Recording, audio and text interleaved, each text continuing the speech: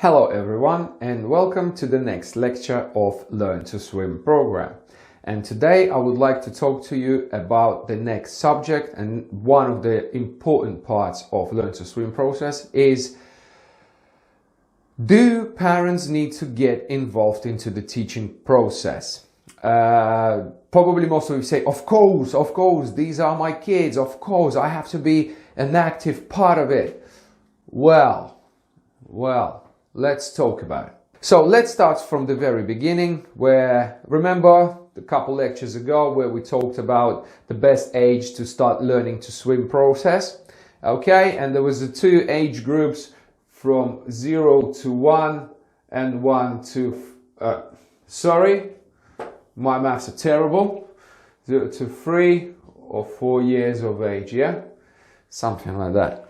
Okay, so the idea is at this age, I would strongly recommend you to get involved into the teaching process only if you are part of this teaching process. So what it means that if I was you, even if you have no teaching skills and this kind of stuff, but we all can visit the leisure centers with our kids, spend some time with them. This is the best age to do it, from 0 to 4. This is where, remember I talked about, this is where kids learn the basic stuff, when they build confidence in the swimming pool, they fall in love with water, and they learn basic health and safety rules like don't run on pools. You know all of these as adults. So the best person to deliver this kind of information would be you, because first of all, your child has a connection with you, like the best connection. They trust you, okay, and they will listen to you because you've got authority, because you are their parents. Even if your child is naughty, they still see you as an authoritative person. Okay, they don't see that they don't see their teachers as they see their parents the same way. So you need to understand that until they build this trust, but that comes through years. So if we get back to this age, I would strongly recommend you to go and visit the swimming pool with your kids, okay, without doing any lessons. Do it all by yourself. Why you can do it? Because there's no skills involved. You don't need to be a teacher to bring your child to the swimming pool, okay? Carrying them on your arms, make them jump in the pool, and you hold them, you're just playing with them, whatever you do that makes your child happy in the pool, do it, okay? From 0 to 4. Now, we've covered that briefly. So the next stage would be from 4, and remember that straight line with no limit at the end, okay? This is the age where you should not be involved into in the teaching process. Why? At this age, all the kids, they normally have a teacher. Teacher is already an authoritative person. A teacher is the person who delivers the skills. So what you should be doing, you should be patiently sitting on the viewing gallery in the caf and letting the teacher do his job with your child. Please don't forget that all the kids, I mentioned that before, learn in a different way. They learn in a different way. Some kids might achieve things quicker, some kids might take it a lot longer. And if someone moves up the group, doesn't mean that your child has to move up because they feel upset or this kind of stuff. No, your child has to stay in a certain group until teacher decides that they're ready to move up, okay? I know it probably sounds bad, but that's not, guys, down to you to decide. Even if you're a qualified swimming teacher, even if you're a qualified swimming coach, even if you're a swimming expert, the teacher decides when the child moves up. You have to accept this fact and never argue with this. If you are a swimming teacher yourself and you disagree with the current teacher of your child, do lessons yourself, okay? Take responsibility, bring your child to the swimming pool and do all the lessons yourself. If you're not ready to do that, please trust the teacher. Teachers know better. No matter where you are, no matter where your child is at the stage of development in swimming, do not get involved. Why? Because let them take responsibility. Let me ask you a question. Do you actually attend or get involved into the teaching process in school on a daily basis? Every day? Do you do that? Well, no, you don't. Maybe you get involved when you do some homework, but again, it's the responsibility of your child. So the less you get involved into their teaching process, the more responsibility they will gain. They will become a responsible athlete. The athlete will take responsibility of their success and of their failures. Okay, remember I said before that swimming is a sport. Even learn to swim is where you fail 9 times out of 10. Okay, you need to accept this fact. You can't succeed every day. That's impossible. Okay, so the only reason parents should be involved if the child complains about something, if the child is getting bullied, if something distracts him from lessons or something or someone, or for whatever reason that concerns child and makes him worry. Okay, so only then you should get involved. How you do it? Try to understand, as much as we all love our kids and we trust them and we believe them, sometimes kids don't always tell the truth. Sometimes they say things how they see them, but that might not necessarily be the truth. Okay, so before you attack the teacher, try to analyze the information and approach the teacher politely, because trust me, if you constantly argue with the teacher, if you're constantly not happy with the teacher's job, your teacher will, that teacher will start paying less attention to your child. Okay? That will not help your child to develop in swimming school, in lessons. Okay? So I'm talking from a perspective of a child, sorry. I'm talking from a perspective of a parent and from perspective of a teacher, because I've got 3 kids. I do both.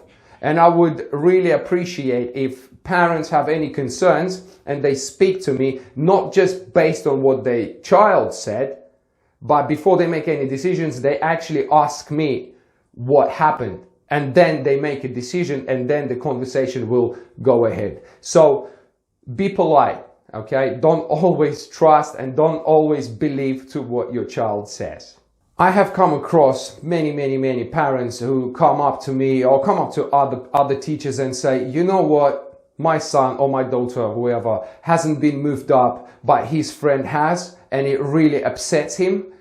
Well, understandable, I understand, but you need to take into consideration the fact that kids are getting moved up based on their achievements, based on their skills, not because their friends are moving up. What is very important in swimming, in any stages of development, if you skip, remember, as I said at the beginning, make sure when you follow our videos, you do not skip anything and you pay as much attention as you can and you work as hard as it needs to until you achieve the required elements. Exactly the same here. So the learning to swim process has different groups, different stages everywhere. Okay, so if you're gonna move up because a friend of your child is moving up, by the time they reach the end of the swim school, they will have so many mistakes. It's crazy. It's crazy because all you have been doing is forcing them to move up the stages, get the certificates. But you need to understand, it's not about the certificates, it's all about the knowledge, isn't it? It's all about the skills. If someone can accomplish it, achieve it in 3 years, for some kids it might take 5 years. But take into account the fact that you forcing the teacher or your child, you're putting pressure on them to move up the stages, and you're always arguing that these parents exist around the world. Is so many of them that too much involved into the teaching process that they shouldn't be. And you're forcing your child, your teacher to move up, and teacher does that just to simply shut you up because you're a very annoying parent, and they do that. And by the time your child reaches the top group, how do you think how good your child's skills will be? Exactly. They will be terrible. Why? Because you were after the certificates and not after the skills. In my coaching career, because the difference between teacher and a coach is the teacher is the person who gives the basic, the foundational skills of swimming, of all the strokes. Coach is the person who takes it further up to the podium, to the competitions, championships, and this kind of stuff. So basically, teaching is the school, coaching is the university. Let's put it that way in perspective. In my career, I've seen so many kids. They turn up and they've got that certificate of completion of the highest stage of swimming. And they come up to me, and usually it's the pushy parents who bring the certificate, and they're so happy about it. And they give me that certificate and say, well, we would like to join the club and take the career further. Well, I was like, fantastic, nice one. Good that you came. And they're like, this is our certificate. When can we start? I was like, hold on a second. I'm not looking at your certificate. I'm looking at your skills, my dear friend. And they was like, whoa, but this is the proof that we have completed. I said, well, it is, but I still believe actions. I believe what I see. And usually here in the UK, there are learn to swim stages 1 to 7. And then competitive stages 8, 9, 10. You can do competitive swimming, this kind of stuff. So usually it's stage 7. They come up to me and they say, whoa, we're ready for swimming club. I look at the skills and this person can barely swim.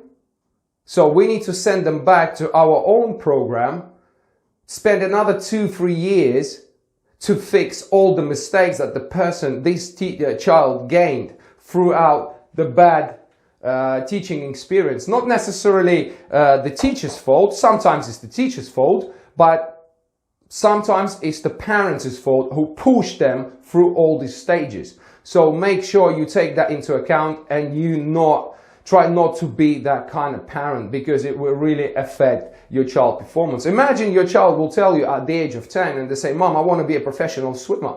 Or at the age of 12, I want to join the club and I want to smash it. I want to achieve goals. I want to be the best. And you'll be like, okay, fantastic, great. You bring them to the swimming club, and what you get told that your child cannot swim and has to spend another 3 years learning skills.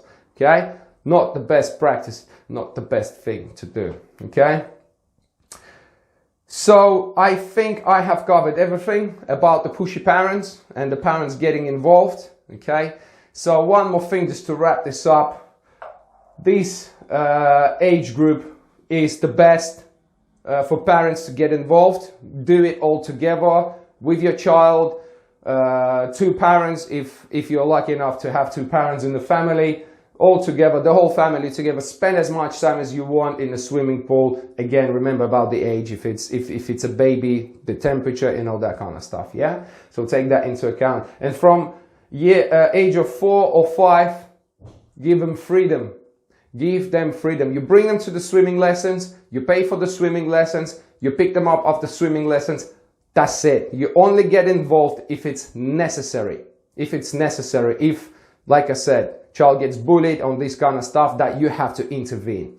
Other than that, sit on the viewing gallery, drink coffee, enjoy your free time, and relax, I would say. Hope this is it, guys. That's it with this lecture. And I will see you in the next video.